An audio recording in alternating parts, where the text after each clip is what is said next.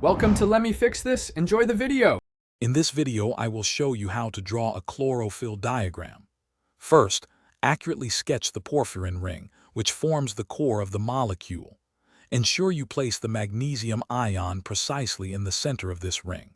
Next, you will connect the long phytol tail to one of the four pyrrole rings, extending downwards.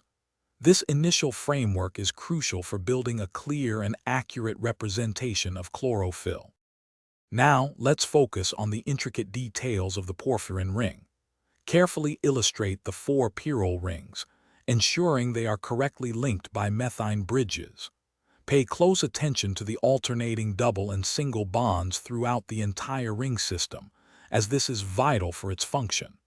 Don't forget to add the specific side chains, like methyl and vinyl groups, to their correct positions on the pyrrole rings.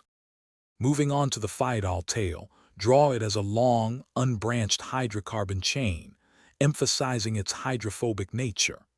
This tail anchors the chlorophyll molecule within the thylakoid membrane. Ensure you clearly show its connection to the porphyrin ring through an ester bond.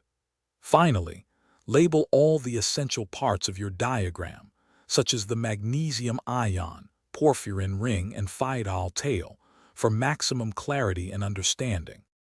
To complete your chlorophyll diagram, take a moment to review it thoroughly.